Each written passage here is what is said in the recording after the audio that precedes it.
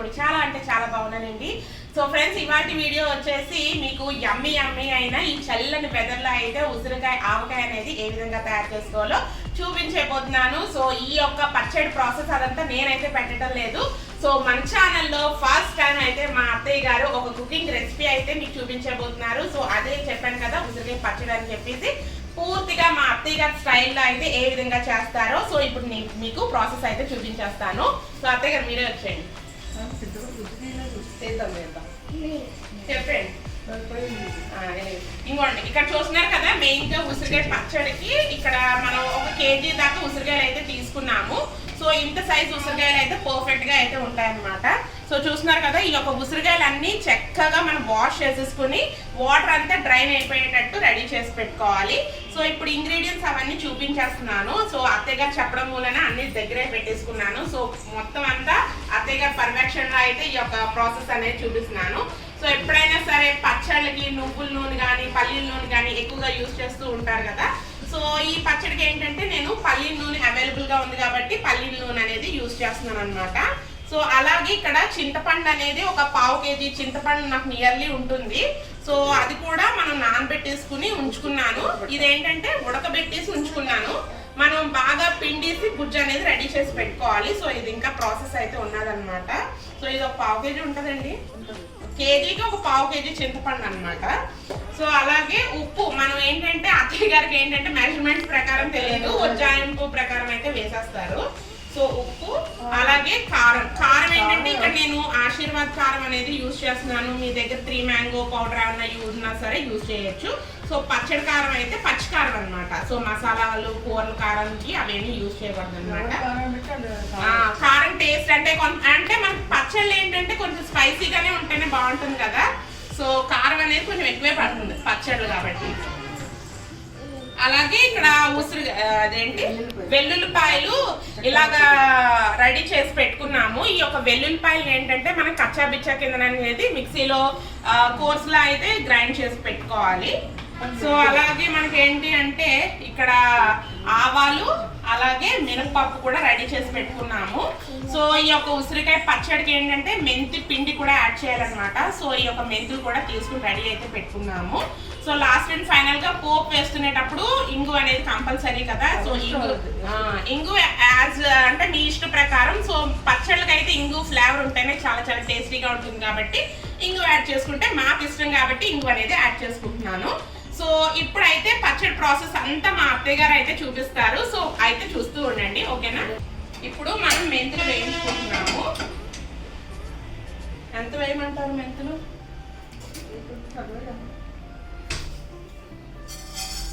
1 2 ఇంకొంచెమా 3 ఈ స్పూన్తో 3 స్పూన్లు అయితే మెంతులు అయితే తీసుకున్నాము. ఇదంతా అంటే మనకి కొంచెం మెంతులు స్మెల్ వచ్చేంత వరకు వేయించేసుకోవాలి. మెంతులు చక్కగా దోరగా అయితే ఫ్రై చేసుకోవాలంట. ఈ మెంతులు ఏంటంటే మనం పౌడర్ రెడీ చేసుకోవాలి కాబట్టి ఇందులో అసలు ఆయిల్ కూడా ఎక్కడ యాడ్ చేయకుండా ఓన్లీ షాలో ఫ్రై అనేది చేసుకోవాలి. కలర్ వస్తుంది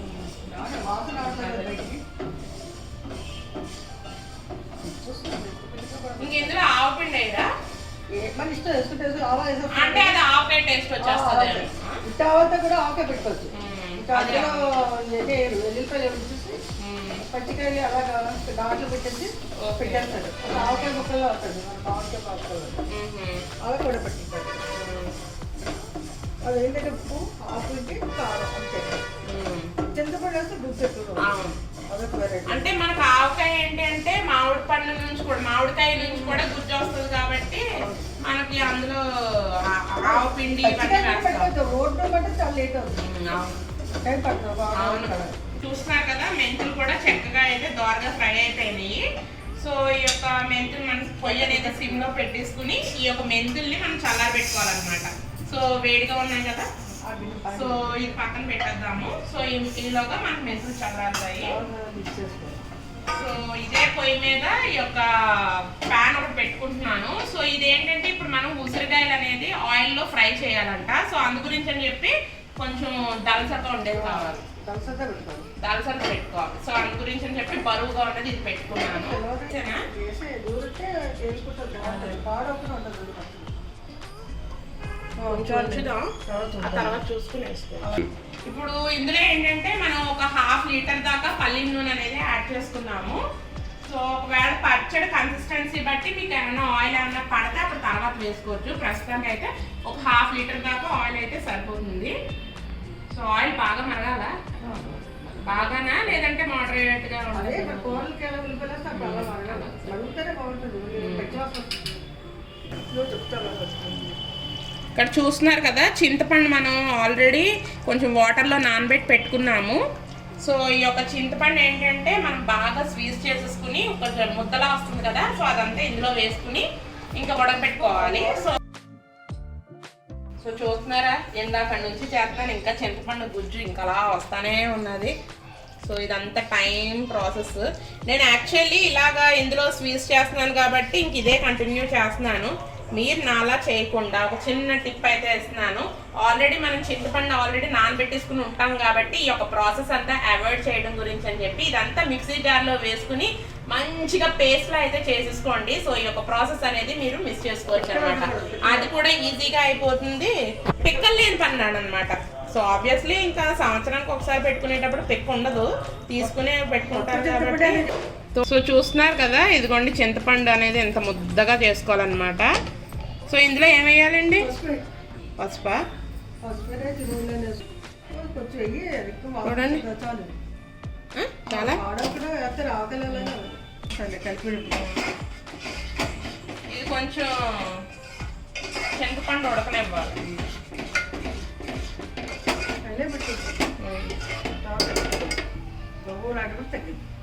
ఈ ఆయిల్లో ఇక్కడ నేను ఆవాలు వేస్తున్నాను. ఇది 2 స్పూన్లు వేసాను ఆవాలు. మళ్ళీ మాడిపోయినట్టు అయిపోయింది. మినప్పప్పు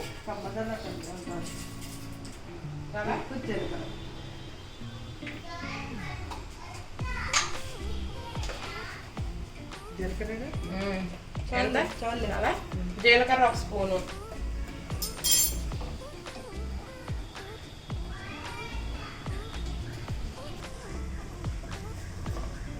పల్లీల నూనె మూలనే ఇలా నొరకలా వస్తూ ఉంటుంది. నువ్వుల నూనె కానీ పెడతారు, ఇంగు అనమాట. కనపడదు ఇది చారు పెడతారు కదా. ఇప్పుడు ఎలాగో మనకు పోపు వేస్తుంది కదా, ఇందులో మిక్సీ జార్లో వెల్లుల్లిపాయలు వేసుకుంటున్నాను. ఒక 100 గ్రామ్స్ దాకా వెల్లుల్లిపాయలు ఉంటాయి.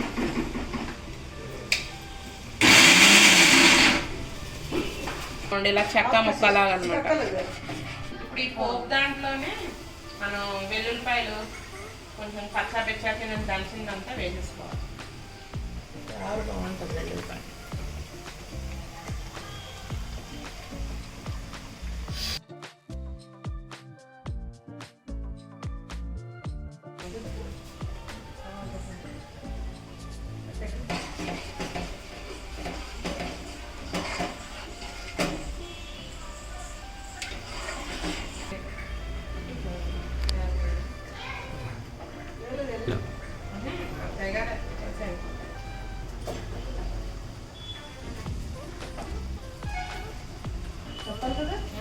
వేసేయండి అన్నీ మొత్తం.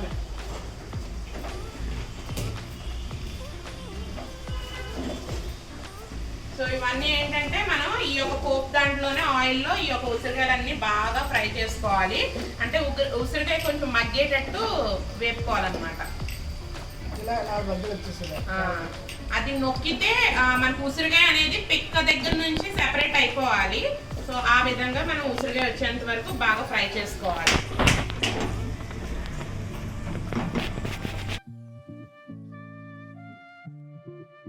ఉసిరికాయలు ఇప్పుడు ఫ్రై అవుతున్నాయి కదా, సో ఉసిరికాయలు కొంచెం త్వరగా ఉడికిపోవడం గురించి అని చెప్పి దీనిపైన లిడ్ పెట్టి ఈ యొక్క కంచెలు లాంటివి పెట్టుకున్నాను. ఇందులో వాటర్ అనేది పోసుకుని మీరు ఇలా పెట్టినట్లయితే కొంచెం ఈ యొక్క వాటర్ ఉండడం మూలన మనకి కింద ఉసిరికాయ అనేది చాలా చాలా త్వరగా మగ్గిపోతూ ఉంటుంది.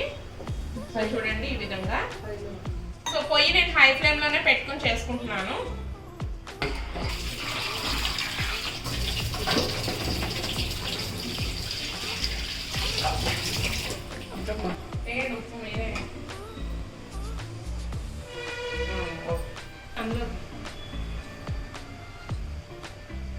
చేస్తాం కారంతో పాటు. జస్ట్ ఆ ఉప్పు ఉసిరికాయ పట్టేంత వరకు నెక్స్ట్ మగ్గడానికి కూడా ఈజీగా ఉంటుంది కదా.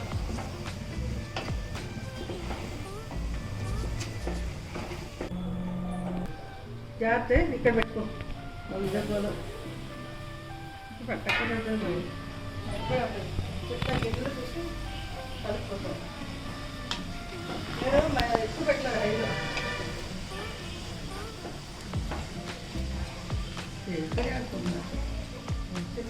ఒకసారి ఉండండి.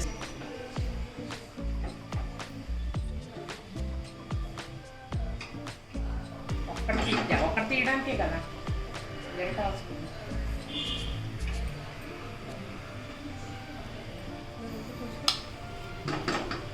కావచ్చు కావచ్చు ఇంకా ఏగానే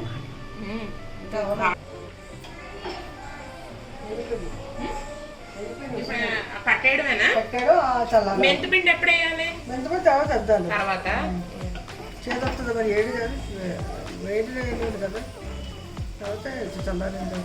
కారం అంటే ఏంటి కదా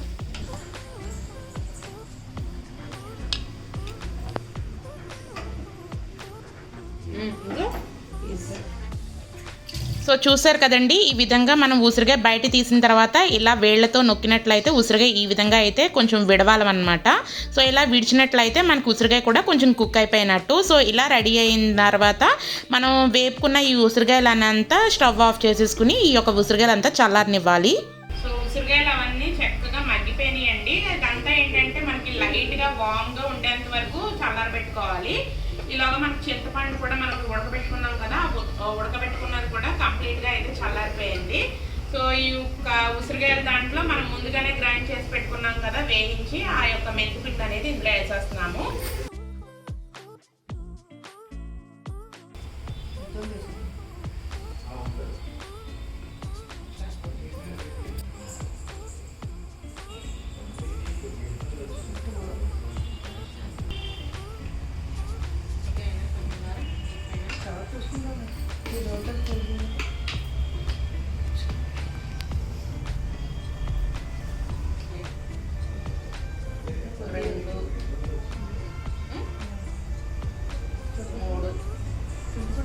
అదే చూసుకున్న తర్వాత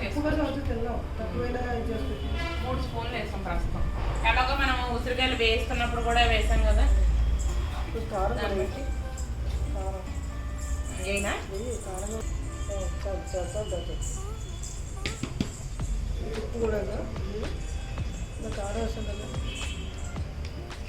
సో చూస్తున్నారు కదండి, ఇక్కడైతే సాల్ట్ అనేది ఇంకొంచెం పడుతుందంటే ఇక్కడ సాల్ట్ అనేది యాడ్ చేస్తున్నాము. సో ఈ పచ్చడి ఏంటి అంటే నేను మెజర్మెంట్స్ ప్రకారం కాకుండా ఉజ్జాయింపు ప్రకారం అయితే ప్రిపేర్ చేస్తున్నామండి.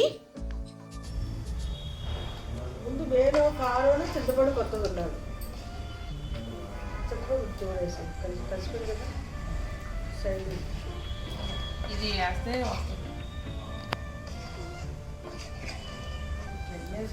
సరిపోతుంది. ఇప్పుడు ఉప్పు కారం అదంతా బాగా కలిపేసుకున్నాం కదా. సో ఇందులో ఏంటంటే చూసుకుంటూ మనం ఉడకబెట్టిన చింతపండు గుజ్జు కూడా అందులో యాడ్ చేసుకుంటున్నాం. అంతే వేసానా?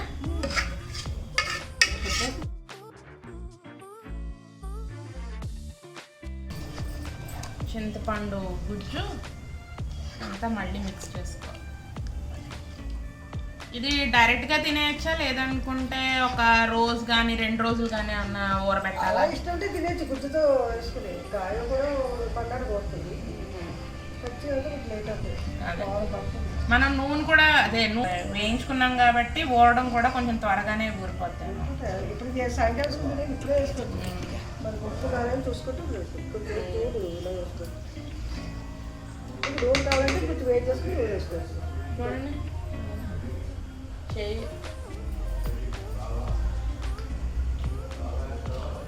ఉప్పు పడుతుంది. ఉప్పు పడుతుంది. ఉప్పు పడుతుంది. ఉప్పు ఇంకా పడుతుంది. మళ్ళీ పీల్చేస్తుంది కదా. ఇప్పుడు మనకు కరెక్ట్గా ఉందంటే లేదు పడుతుంది. అది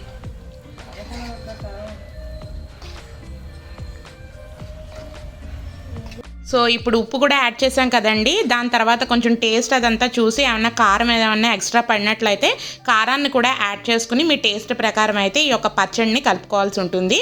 సో మాకైతే కారం అనేది పర్ఫెక్ట్గా సరిపోయింది. సో అందు గురించి అని చెప్పేసి ఉప్పు అనేది కొంచెం తక్కువ అయితే ఇక్కడ ఉప్పు కూడా యాడ్ చేసుకుని పర్ఫెక్ట్గా అయితే ఈ విధంగా అయితే మిక్స్ చేసుకుంటున్నాను. సో ఉసిరికాయ అనేది మరీ ఎక్కువగా కలిపేసుకోకండి, విరిగిపోయే ఛాన్సెస్ అయితే ఉంటుంది కాబట్టి లైట్గా మిక్స్ చేసుకోండి. సో చూస్తున్నారు కదండి, పర్ఫెక్ట్గా మనం ఉప్పులు కారాలు అలాగే మెంతుపిండి ఇవన్నీ యాడ్ చేసి బాగా అయితే మిక్స్ చేసి పెట్టుకున్నాం కదా. సో ఈ యొక్క పచ్చడి అనేది మీరు 2 రోజులు కానీ 3 రోజులు కానీ అలా పక్కన స్టోర్ చేసుకున్నట్లయితే ఈ యొక్క పచ్చడి లోపలికి మనం కారం పులుపు ఉప్పు ఇవన్నీ బాగా దిగి ఉసిరికాయ లోపలికి పచ్చడి అనేది చాలా టేస్టీగా అయితే ఉంటుంది. అయితే ఈ గుజ్జు అనేది మీరు ఇన్స్టెంట్గా కూడా వేడివేడి అన్నంలో కొంచెం నెయ్యి వేసుకుని కూడా ఇన్స్టెంట్గా అయితే తినేయచ్చు. బట్ ఉసిరికాయ అయితే కొంచెం ఊరడానికి అయితే ఒక 2 నుంచి 3 రోజులు అయితే టైం అనేది పడుతూ ఉంటుందండి. సో చూసారు కదా, బాగా మిక్స్ చేసిన తర్వాత ఈ యొక్క ఉసిరికాయ పచ్చడి అనేది ఎంత కలర్ఫుల్గా ఉందో. ఎస్పెషల్లీ ఇప్పుడు సీజన్లో దొరుకుతుంది కాబట్టి ఈ యొక్క పచ్చడి మీరు కూడా పెట్టుకుని టేస్ట్ ఎలా వచ్చిందో నాతో షేర్ చేసుకోవడం అసలు మర్చిపోవద్దు. సో చూసారు కదా ఫ్రెండ్స్, ఉసిరికాయ పచ్చడి అనేది ఎంత ఈజీగా అయితే మనం చేసుకోవచ్చో. ఈ యొక్క పచ్చడి అనేది మనం నిల్వ పెట్టుకోవడానికి కూడా చాలా చాలా ఎక్కువ రోజులు అయితే నిల్వ ఉంటుందండి. సో కాకపోతే ఏంటి అంటే మన ఉసిరికాయ పచ్చడి అనేది పెట్టుకునేటప్పుడు ఫస్ట్ బాగానే ఉంటుంది, కానీ ఉసిరికాయ ఇలాంటి పచ్చళ్ళు ఏంటంటే పైన కొంచెం తెల్లగా బూజు అనేవి వచ్చే ఛాన్సెస్ అయితే ఉంటాయి. సో బూజు వచ్చిందని చెప్పేసి పచ్చడి పాడైపోయిందని చెప్పేసి అసలు ఏం అనుకోవద్దు. సో ఆ యొక్క తెల్ల బూజు అనేది మనం తీసేసి మళ్ళీ ఫ్రెష్గా ఒకసారి పచ్చడి అంతా మళ్ళీ గడ్డితో కలిపేసుకుని మళ్ళీ ఫ్రెష్గా అనేది మీరు ఫ్రిడ్జ్లో కానీ బయట కూడా మీరు స్టోర్ చేసుకోవచ్చు. ఈ యొక్క పచ్చడి ఫ్రిడ్జ్లో స్టోర్ చేసుకున్నట్లయితే మనం కారం అనేది మంచిగా కలర్ వేస్తాం కదా, సో యాజ్ ఇట్ ఈస్ ఈ కలర్లోనే ఉంటుంది. సో బయట పెట్టుకున్నట్లయితే కొంచెం కలర్ అనేది కొంచెం డార్క్ అయ్యే ఛాన్సెస్ అయితే ఉంటుంది. కాబట్టి ఈ యొక్క పచ్చడి అనేది మీరు ఫ్రిడ్జ్లో పెట్టుకుంటే కలర్ అనేది యాజ్ ఇట్ ఈస్ అయితే ఉంటుంది. సో ఇంకా ఏంటంటే నేను పక్కా మెజర్మెంట్స్తో కాదు, ఉజ్జాయింట్గా అయితే అత్తయ్య గారు అయితే చెప్పారు కాబట్టి సో ఆ యొక్క ప్రాసెస్ అనేది నేను మీకు చూపించాను. సో ఈ యొక్క ప్రాసెస్ అనేది ఇప్పుడు మనకి ఎస్పెషల్లీ ఇప్పుడు మనకు ఉసిరికాయల సీజన్ కాబట్టి ఈ యొక్క పచ్చడి అనేది మీరు ఇంట్లో చేసుకుని ఒకవేళ చేసుకుంటే ఎలా వచ్చిందో కూడా నాతో కింద కామెంట్ సెక్షన్లో షేర్ చేసుకోవడం అసలు మర్చిపోవద్దు. సో ఇది చూస్తున్నారు కదా, అత్తయ్య గారు కూడా చెప్తున్నారు వేడివేడి అన్నంలో ఈ యొక్క ఉసిరికాయ పచ్చడి కొంచెం నెయ్యి వేసుకుని తింటే చాలా చాలా టేస్టీగా అయితే ఉంటుంది. అలాగే షుగర్ పేషెంట్స్ వాళ్ళకి కూడా చాలా మంచిది. అండ్ ఆల్సో ఉసిరికాయ కూడా చెప్తూ ఉంటారు కదా, మనకి ఒక్క ఉసిరికాయ తిన్నా సరే 8 యాపిల్స్తో ఈక్వల్ రేషియో ఆఫ్ ఎనర్జీ అనేది మనకి బాడీకి అందిస్తూ ఉంటుందని చెప్పేసి ఈ యొక్క ఉసిరికాయలో కూడా మనకి విటమిన్ సి ఉండడం వలన మనకి బాడీకి కూడా చాలా చాలా మంచిదండి. సో ఈ యొక్క ఉసిరికాయలు మనకి ఏంటంటే ఇలాంటి సీజన్ టైంలోనే దొరుకుతుంది కాబట్టి ఇలాంటి పచ్చళ్ళు పెట్టుకుని త్రూ అవుట్ ఇయర్ మొత్తం అనేది మనం ఈ యొక్క పచ్చడిని ఎంజాయ్ చేసుకోవచ్చు. అదే చాలా బాగుంటుంది. సో చూస్తున్నారు కదా, ఈ యొక్క పచ్చడి అనేది ఎలా ఉన్నదో కూడా మీరు చేసుకుని నాకు టేస్ట్ అనేది ఏ విధంగా వచ్చిందో కింద కామెంట్ సెక్షన్లో షేర్ చేయడం అసలు మర్చిపోవద్దు. సో అలాగే ఈ యొక్క వీడియో అనేది ఎలా అనిపించిందో కూడా ప్లీజ్ నాతో షేర్ చేసుకోండి. సో ఫ్రెండ్స్, ఇక్కడితో ఈ వీడియో అనేది ఎండ్ చేసేస్తున్నాను. ఈ వీడియో కనుక మీకు నచ్చినట్లయితే లైక్ చేయండి, షేర్ చేయండి, అలాగే కామెంట్ చేయడం అసలు మర్చిపోవద్దు. మీలో ఎవరైనా మన ఛానల్ కొత్తగా వ్యూ చేస్తున్నారా అయితే ప్రీవియస్ వీడియోస్ కూడా ఒకసారి చూసి మన ఛానల్ సబ్స్క్రైబ్ కూడా చేసేసుకోండి. మరిన్ని ఇంట్రెస్టింగ్ వీడియోస్ కోసం మన ఛానల్ సబ్స్క్రైబ్ చేసుకుంటేనే కదా మరిన్ని ఇంట్రెస్టింగ్ వీడియోస్ అన్ని మీ దాకా వస్తూ ఉంటాయి. So until then take care, bye bye.